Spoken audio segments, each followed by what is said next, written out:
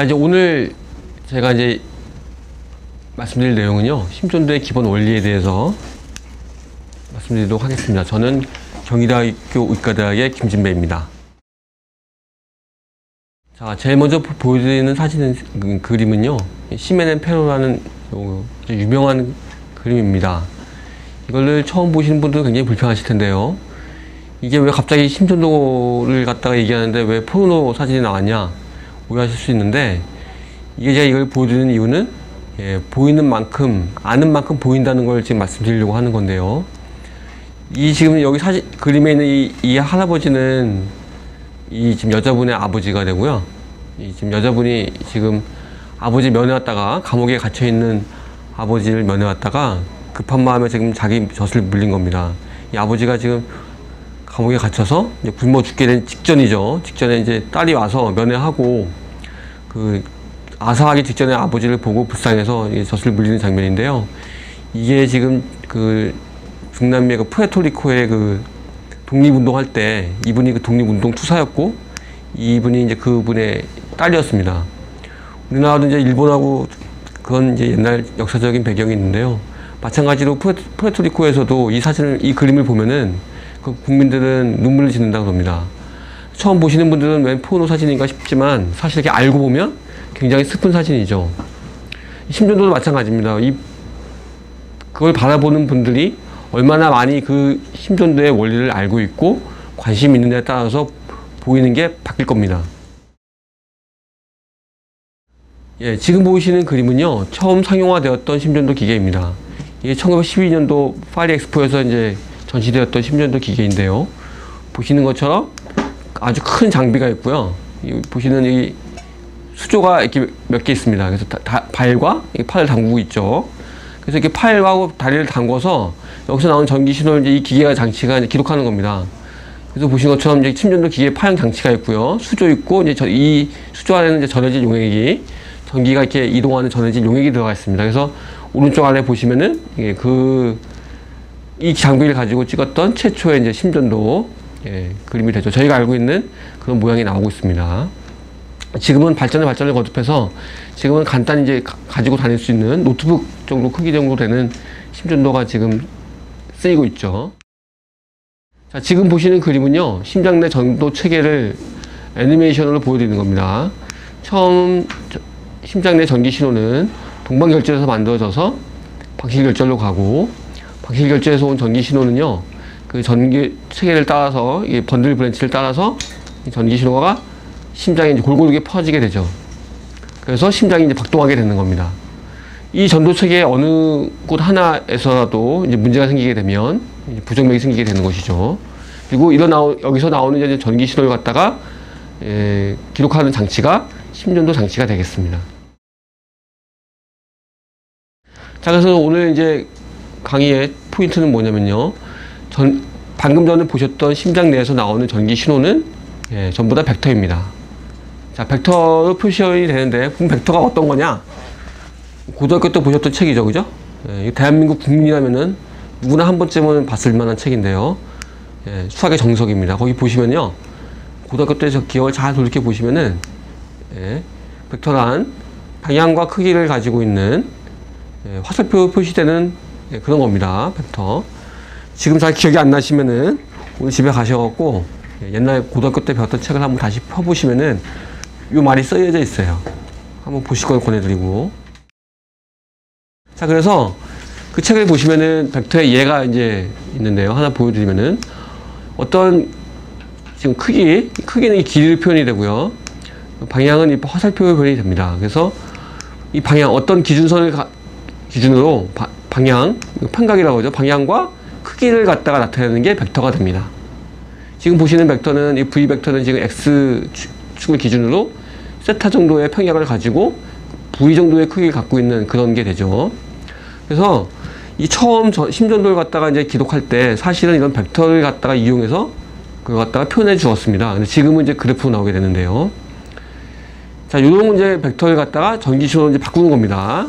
자, 그래서 우리가 알고 있는 이런 심장 내에서 이제 전기 신호가 있을 텐데요. 그걸 갖다가 어떠한 기준선, 두 가지, X축, Y축, 이런 게 있다 그러면 이런 기준선이 있을 거잖아요. 그런 걸 갖다가 전기 신호로 바꿔주는 게 이게 바로 심전도가 되겠습니다. 보시는 것처럼 여기 지금 빨갛게 지금 벡터가 하나 있죠, 그죠? 여기 그 그림에서도 지금 여기 심전도가 이렇게 표시되어 있는데, 하여튼 이런 전기 신호를 갖다가 이제 이런 그래프를 표시하는 게 심전도가 되겠고요. 자, 우리가 처음 심전도 공부하게 되면 가장 먼저 만나는 게 이제 이런 그래프가 나오는데, 그 그래프를 보면요, 위로 가는 게 있고 아래로 가는 게 있습니다. 자, 위로 가는 것과 아래로 가는 것, 도대체 어떤 차이가 있는 건가요? 굉장히 궁금합니다. 자, 그래서 이거는 이제 그 그래프를 갖다가 이제 만들 때 이제 이제 상호 약속이 된 건데요. 그것도 이제 정의라고 합니다. 자, 심전도 용어는 편향이라고 부르죠. 디프렉션이라고 부릅니다. 그래서 어떤 심전도 파형이 이제 평평하게 가다가, 여기 지금 그림 보시면은 평평한 선 이렇게 가다가 기준선을 기준으로 위쪽이나 아래쪽으로 이제 움직이게 되죠. 지금 맨 처음에 나온 거는 위로 간 거고, 그 다음 거는 이제 아래로 가게 되는데, 이렇게 위로 가거나 아래로 가거나 하여튼 어느 쪽으로 갔다? 그걸 갖다가 편향이라고 부릅니다. 디프렉션 용어로는. 그래서 위쪽으로 가게 되면 양성 편향, 아래쪽으로 가게 되면 음성 편향이 됩니다. 그래서 위쪽으로 가게 되는 걸 갖다가 양성 편향이니까 포지티브 디프렉션, 밑으로 가는 거는 이제 음성 편향이니까 영어로 네거티브 디프렉션 이렇게 부릅니다. 그래서 어떤 전기 신호가 왔는데 기준선을 기준으로 이렇게 움직였다?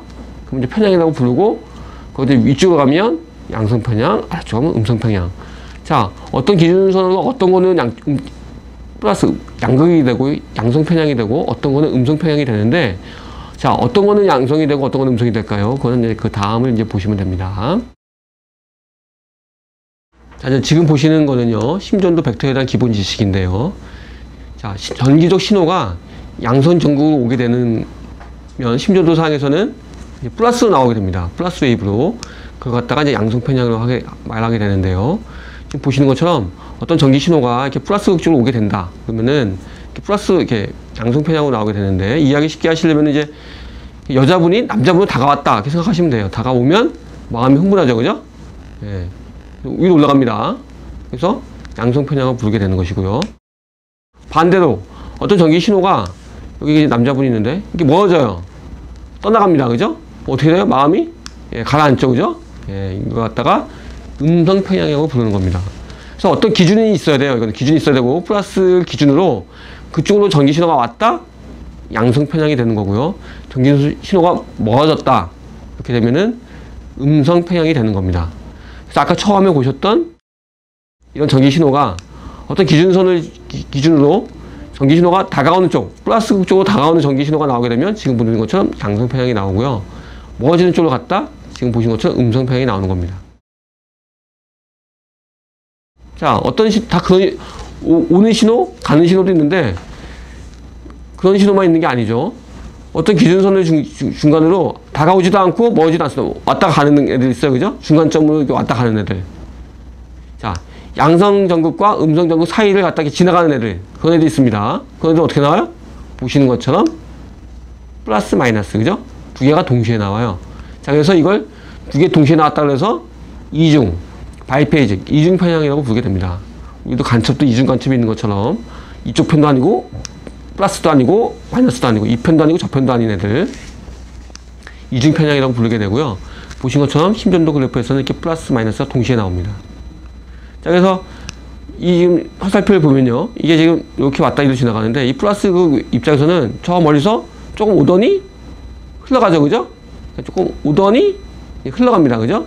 이렇게 이런 식으로 나오게 되는 겁니다. 그래서 이런 게 나왔다? 아, 이거는 플러스 마이너스 사이로 전기가 지나갔구나. 아실 수가 있는 거죠. 그래서 이런 전기 신호를 아까 봤듯이 이제 플러스 웨이브만 나오는 거, 마이너스 웨이브만 나오는 거, 그다음에 이제 이런 걸 보시면은, 아, 전기 신호가 플러스 그 마이너스 그 중간을 어디쯤을 지나가고 있구나를 예측이 가능하죠. 자, 그래서 어떤 전기 신호가 이제 지금 노란선이 이제 전기 신호가 지나가는 방향인데요. 이런 전기 신호가 지나간다고 했을 때, 지금 보시는 것처럼 오른쪽에 있는 사람, 이 아가씨가 이 분이 볼 때는요, 다가오는 신호니까 어떻게 돼요? 플러스만 나오겠죠. 그죠? 이쪽에 있는 분이, 왼쪽에 있는 분이 보면 어떻게 해요? 전기 신호가 멀어지는 것만 보이죠. 그죠? 이분 입장에서는 전기 신호가 이렇게 마이너스만 보일 겁니다. 그죠? 이렇게 보이는데, 딱 중간에 있는 사람은 어떻게 돼요? 왔다가 갑니다. 그죠? 그래서 플러스가 나왔다가 마이너스 가고요. 그 중간에 약간 왼쪽에 있는 분들은 살짝 갔다가 확 멀어지고, 그죠? 약간 오른쪽에 있는 분들은 많이 다가왔는데 막판에만 살짝 멀어집니다. 그죠? 그래서 보는 위치에 따라 어떤 전극이 위치하는 에 따라서 이런 전기 신호가 다르게 표현될 수, 똑같은 신호를 다르게 표현할 수 있다는 거 이해하셔야 되고요. 그래서 어떤 유도 위치가 지금 어디에 붙어 있냐에 따라서 어떤 전기 신호를 갖다가 이런 식으로 표현이 가능하고, 우리가 그 유도 위치와 전기 신호를 갖다가 분석하면은 전기 신호가 지나가는 방향을 예측도 할 수도 있습니다. 자, 다른 건 좀 어려워서 잘 이해가 안 되신다 그러면은, 하여튼 다가오는 신호는 플러스, 멀어지는 신호는 마이너스다. 요거 정도는 꼭 알고 넘어가셔야 되겠습니다.